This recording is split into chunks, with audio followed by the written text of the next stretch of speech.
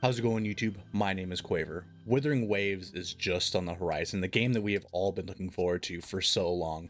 The open world, the more advanced combat than what we're used to, the meaningful grind that will give us all some more connection to the game than what we previously would have had with another specific game, notably Genshin Impact.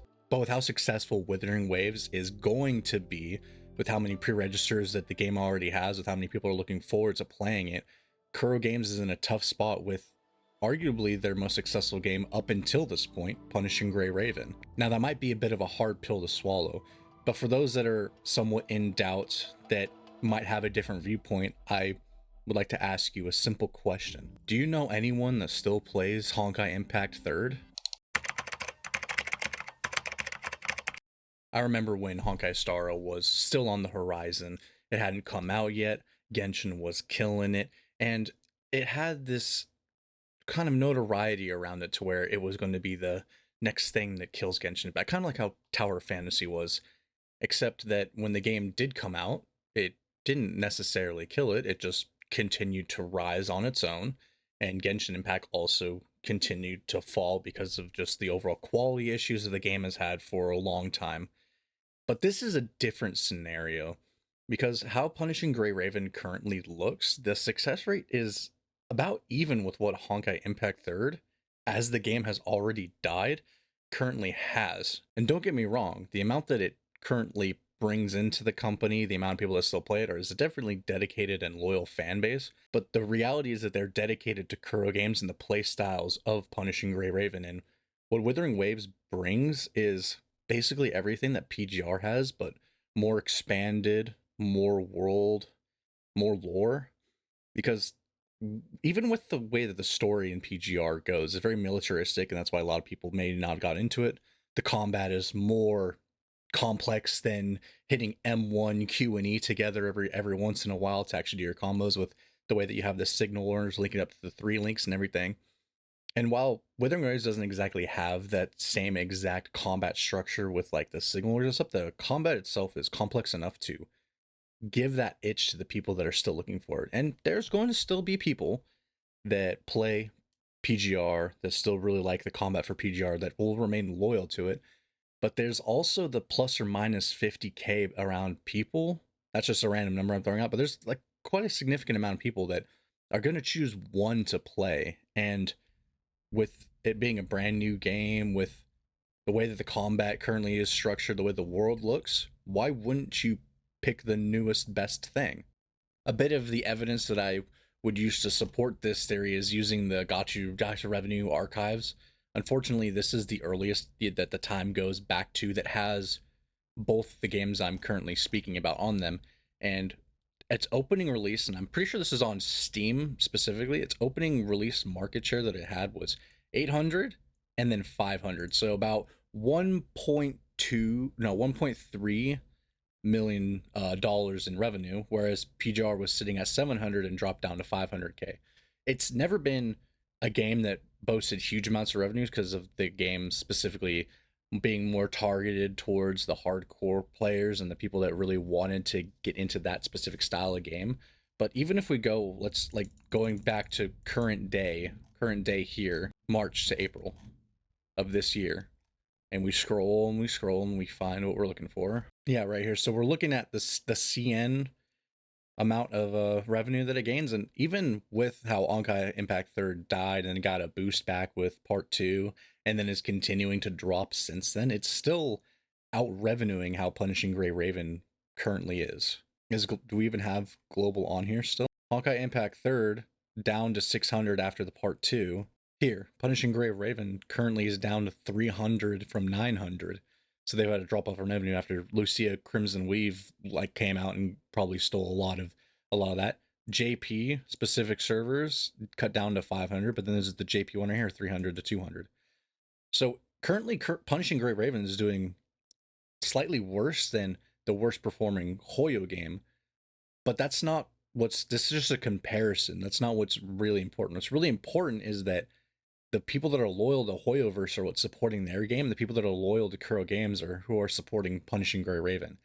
And the majority of those people, if I had to if I had to make a bet, I would say that the majority of those people are going to swap over from Punishing Gray Raven into Wuthering Waves, because Wuthering Waves offers everything that Punishing Gray Raven possibly could have offered to it. It has everything that we could need in the game. Even just back here on their website right now, that has so many good characters. The way that they're designed is so well. The way their powers work is going to be really interesting.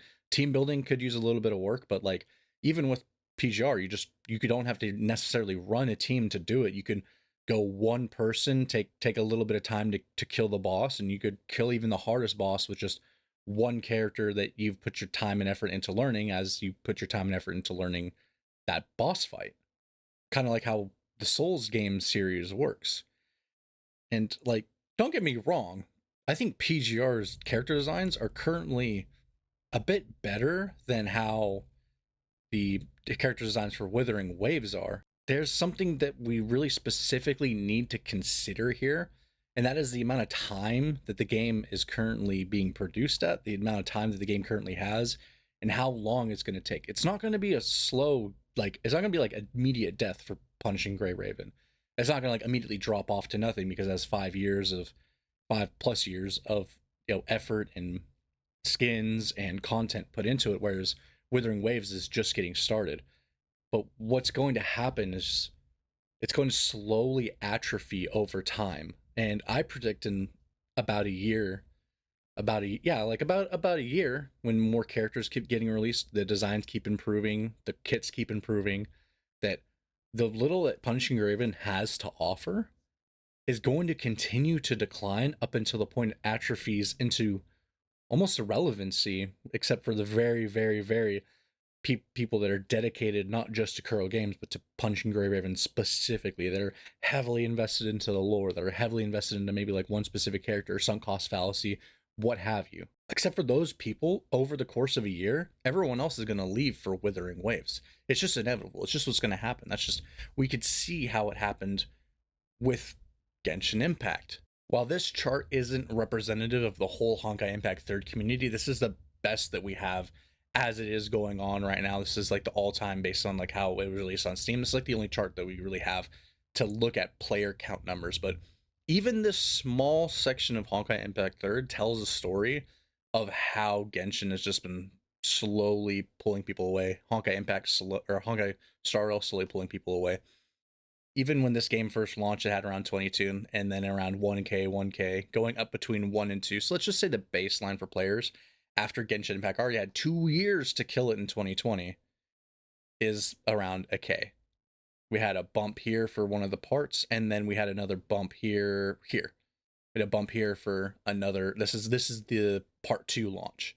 And after that, we've been slowly atrophying down to 0. And if you were able to find a way to look at the charts beyond just the Steam chart, I can almost guarantee that you'd see a similar pattern.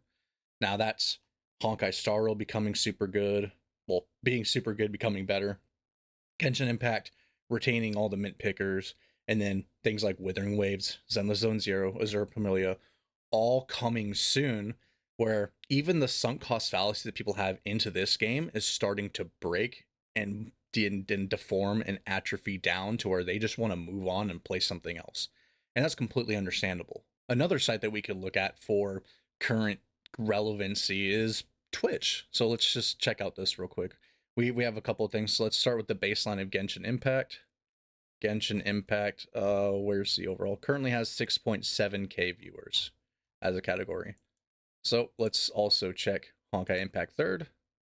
Honkai Impact 3rd has, 67k followers, and the current viewers in the category is 28. Let's check Honkai Star Rail 2. Why not? Honkai Star Rail currently has 5,000 viewers, 495,000 followers. Way more followers than even before, but you could see that's a good amount of people streaming the game, a good amount of people enjoying the game. Brax is live. Hi, Brax, you're awesome. But now we get to go into PGR. And PGR currently stands at 10 viewers, which is nothing. I mean, you have some people here, like this one got 64 views total, 59 views total. But we could see even the interest for the game, just viewing the game as well, is down. And if, like you say, like it's because it's specifically a gacha, specifically a hard game. Like let's look up Elden Ring.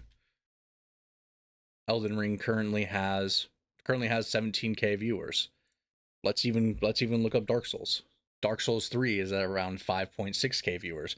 The new big brother, Elden Ring, has more, but Dark Souls still has a, that niche audience, and that audience still wants to see it. All that interest that PGR has had, small as it may be, has been getting lost and atrophied to Wuthering Waves. And it's depressing because I play Punishing Gray Raven. I put a lot of time and effort into my Lucia, and like with number 121 Feral coming, that just came out. Like I'm putting a lot of effort into them because I really think they're awesome and I want to main them, even though they're an amplifier. It'd be cool to solo some bosses with them. But even that's gonna run its course and it's gonna run dry because Wuthering Waves just gives players everything that they could possibly have wanted out of Punishing Gray Raven, and it's not even close. Thinking about this comparison, about how one is going to continue to thrive and the other is going to continue to atrophy, it's a bit depressing, but that's just the reality that we live in. Interests change. People always want the newest, hottest thing, and even the people that are attached to the oldest game that's coming out, that it's they're going to be people that fall off. And even then, guess isn't like the gachas are forever games in a way that you play them for a couple of days every 6 weeks until the new patch, the new character comes out, and then you stop playing it again.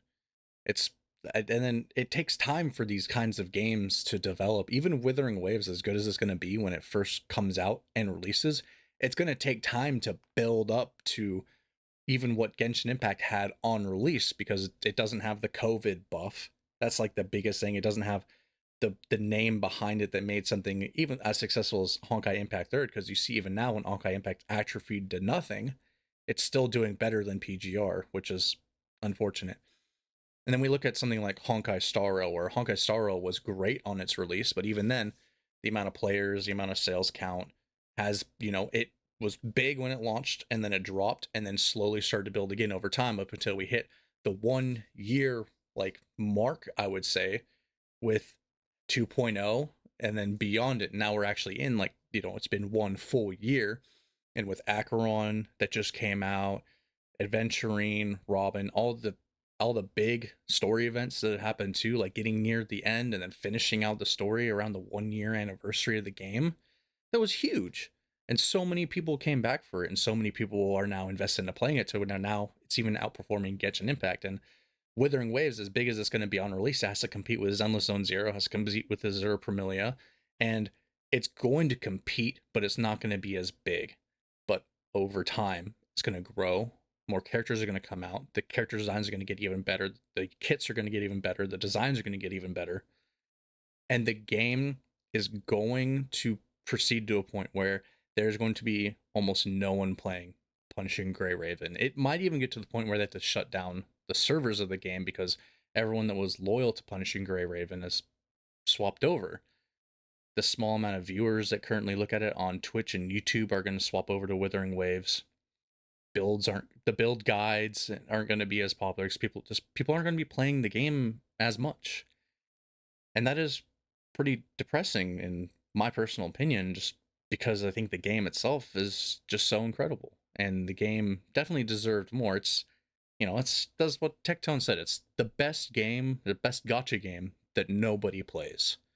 And that is kind of sad, but that is kind of just how it is as well.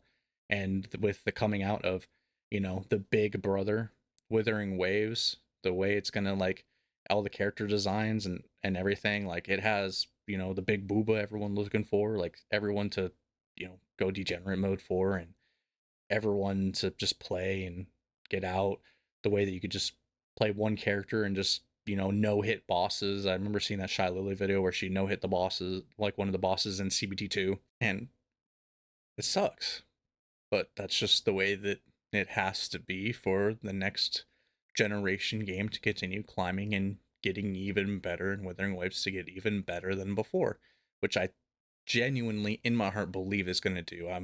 I'm once Wuthering Waves comes out, because I don't have like CBT access and I don't want to like give guides or produce content on a game I haven't even touched myself and just doing research on, because I don't think it would be authentic enough. I don't think it would be good enough. But when that game comes out, like, you bet I'm gonna be covering the wazoo out of it, just like everyone else. And I might make one PGR video, just like the should you play, but you know, why would someone put so much effort into a game that has an atrophying player base? It's unfortunate, but that's just the way that it is. If you love it and you really like it, please continue to support, continue to play it. But that's not how the majority of people are going to act. So what would I do to help Punishing Gray Raven? It's quite simple, actually. It's just time to make Punishing Gray Raven Part 2. The game itself, unless it really takes a drastic turn, like how with Honkai Impact eventually implemented like open world zones, the Elysian realm, and stuff like that to almost beta test certain things I wanted to put in Genshin Impact and get more people to remain loyal to Honkai Impact Third, I don't see Punishing Gray Raven retaining that same amount of audience. And with the amount of people leaving, the quality is going to diminish with what they're able to put into it as well. Unless Wuthering Waves, with it can just continue to blow out to where they could take the Wuthering Waves money and then also put it into PGR and make that slightly bigger as well. But we're really just going to have to see what happens with this one. It's not looking like a great day for Punishing Gray Raven, but it's looking like a fantastic start and year to Wuthering Waves. We are less than 1 week away from Wuthering Waves, and it's gonna be nuts. I think everyone's gonna really like it. Everyone's already picking their mains, choosing their wives, you know, fighting over them. Like I saw Loro talk some stuff about how he wanted a specific character, Yin Lin. I think it's fine. I think I'm just gonna pick a support character and have a support character just shred every boss and show everyone why they're really bad at the game. But that's all I really have for you today. Thank you so much for watching this little talk piece video that I had.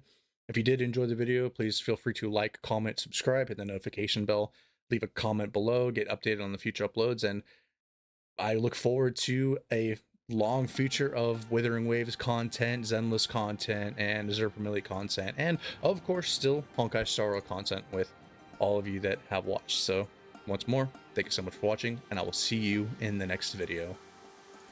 Peace.